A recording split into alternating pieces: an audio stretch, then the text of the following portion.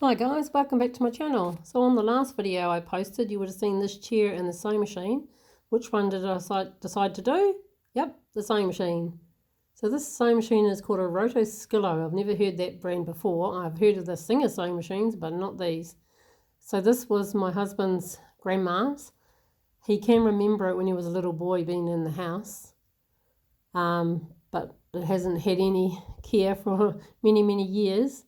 So it's been in storage, so I thought I would rescue it. It's in quite bad shape. There's lots of pieces missing off the actual sewing machine, so it can't be restored. So it's going to have to be a makeover instead. So the lid is a veneer, and someone's already had a go at trying to remove that. So that was my first job, is to remove the rest of that veneer.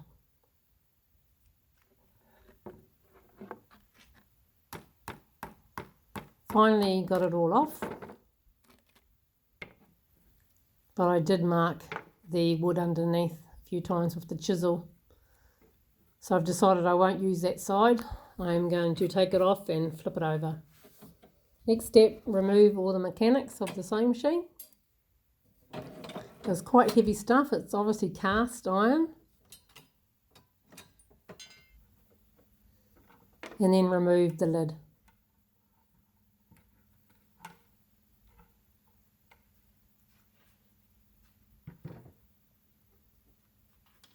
So there's the top. It looks quite nice.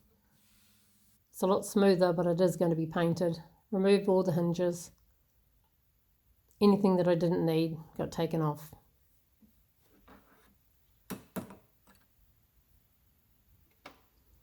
Next step, remove the actual sewing machine.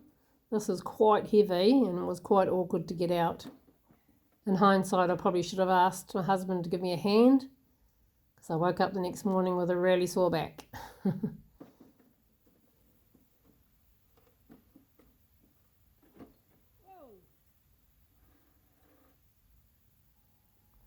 there's all the bits and bobs that I took off. Next step, take it outside and give it a really good clean with just warm soapy water. There was a few little sticky patches on there, I don't know what it was, but I finally got that off. And then just rinse it with warm water to get rid of the soap residue. I found some borer holes or wormwood holes, so I gave that a really good soak with no borer. And then I got some putty, it's called knead. It comes in two colours and you just knead it together to those two colours combine. And then you've got about 15 minutes, 20 minutes to work with it. And so then I just went and filled up all the little holes and gaps that I needed filling. I was quite impressed with this stuff, so I probably will use it again. And I just bought that from Bunnings. Also, the veneer was lifting a little bit on the good side of the lid. So I just put in some wood PVA glue underneath it and just clamped those down and left them overnight to dry. Next day I just sanded down all the pieces that I'd filled in, and then went over the whole cabinet with a coarse grit sandpaper foam pad type thing. I thought I'd give that a go. It was alright, just needed to scuff up the surface so my paint would stick, and then I removed this other little wooden flap that didn't need to be in there. And there was also this thin piece of wood where the sewing machine slid down into, so I removed that as well. And that's when I decided I'd build myself a little shelf in there.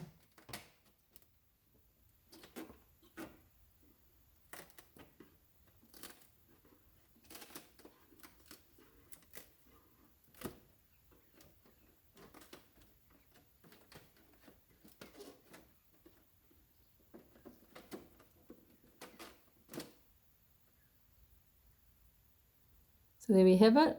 See those little brackets on the side that are on an angle? I'll remove those and I will use those again for my little shelf to sit on that I'm going to build.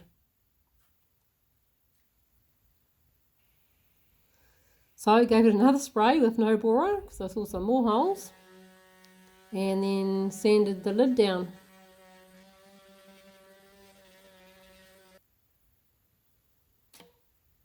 Removed all my clamps, and it was ready for painting.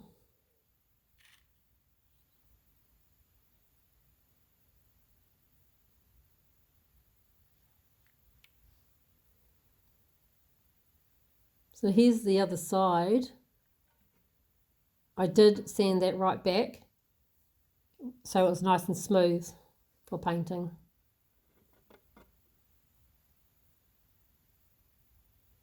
Next step, take it outside on my new trusty furniture moving wheels. Bought those from Bunnings. They're great little things. You just move your project around, don't have to lift it all the time. So that's what my little table is going to look like with the lid on. And I just found this little piece of plywood in the woodshed, and I'm going to use that to make my little shelf.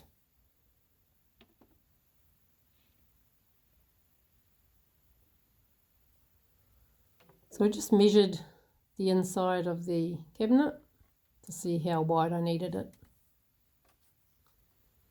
If you haven't subscribed to my channel, please consider it. It will help my channel grow, and I'd really appreciate it.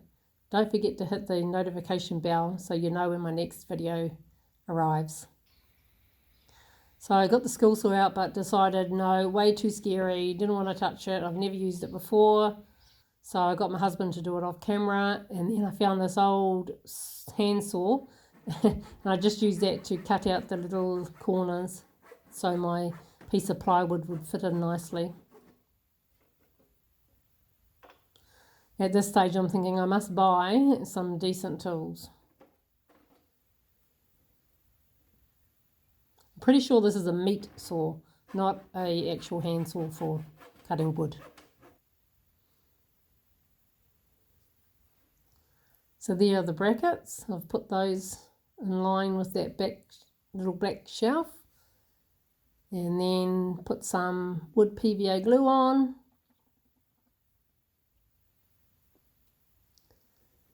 And pop the piece of plywood on top. Drilled some pilot holes, and then just put in some wood screws and screwed those in by hand. Next step, just wipe it down, wipe all the dust off with a damp cloth, and it's ready for painting. That's the exciting bit, the painting. Oh, and I did mask up the hinges and where I just didn't want paint going, and those little brackets, two little brackets on the inside. And I just sprayed the cabinet with a bin.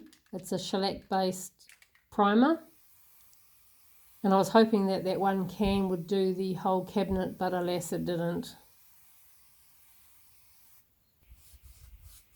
So I gave the whole cabinet a second coat with the same stuff, but from a tin. It's actually cheaper if you buy the tin anyway. The spray cans are quite expensive in the end. So this is my colour. It's called a fusious grey. It's a Karen Walker chalk paint. And I just started doing the inside first. I gave that 2 coats before putting the lid on.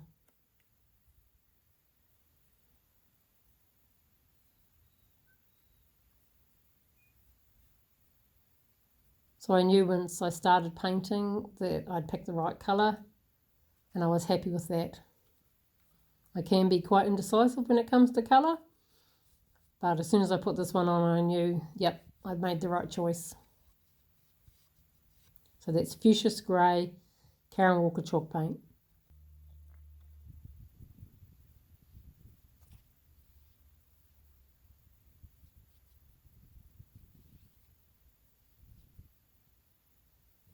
The thing is with chalk paint, it dries quite fast, so you do need to have your brush damp first, and sometimes you can spray a bit of water on as you're doing it as well to stop it drying so fast. Next step, put the lid on. So more PVA wood glue, pop that around the edges.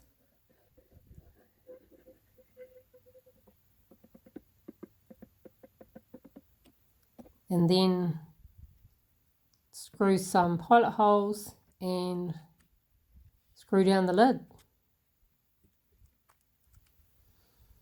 I use these clamps just to hold it in place while I'm drilling, so it didn't move on me. These clamps are awesome. I had the two that you can see there, and then I went and bought another two little ones. I think they're only like $16 from Bunnings. And I find they're quite good. You end up using them quite often, or I have anyway.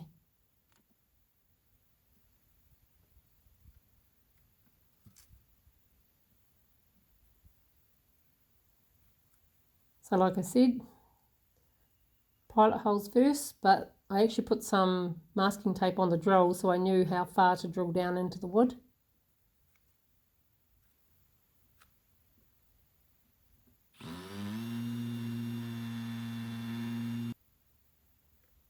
Then pop my wood screws in. So I use this multi-fill to just fill in where the screws were. Wait till that dry and sand them down. Lucky I'd only done one coat on the outside because I got quite a bit of dust on there. Had to wipe that off before redoing the second coat on the outside of the cabinet and the coat on top.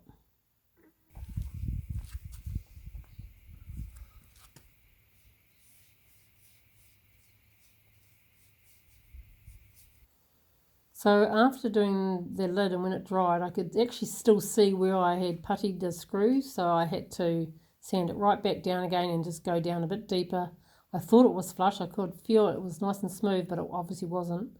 So this is the brush that I use. I like this brush. It's really, really soft and really, really fine. So this is my new favourite brush. I don't know what brand it is. It doesn't have a mark on it. I can't remember, sorry. I did get it from Bunnings though. And the paint just goes on lovely with that brush.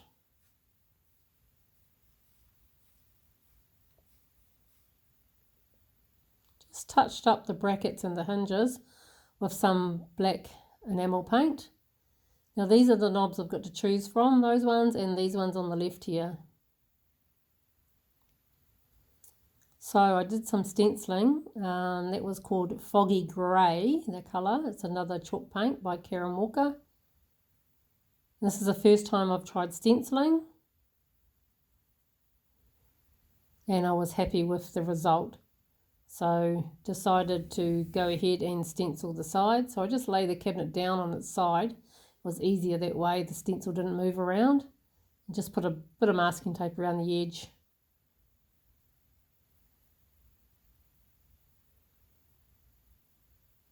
And voila! Happy with that. Next step is just get some soft furniture wax and just wax the whole cabinet. So I just use a lint-free rag or cloth and put that all over, leave it an hour or so and then come back and buff it. It leaves a nice little shine and helps protect your paint. It's not permanent, so you will need to do it 1 or 2 years time. If you don't want to use wax, just use a varnish of some sort or clear coat of some sort. So these are the knobs. I used the larger ones. So here's a reminder what it looked like before. And here it is now.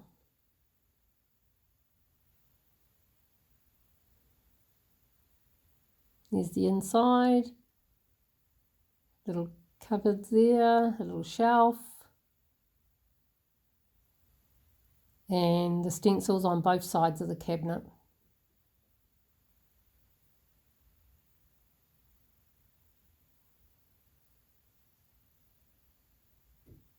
If you enjoyed watching this video and would like to see more, please consider subscribing to my channel. See you on the next one. Thanks for watching.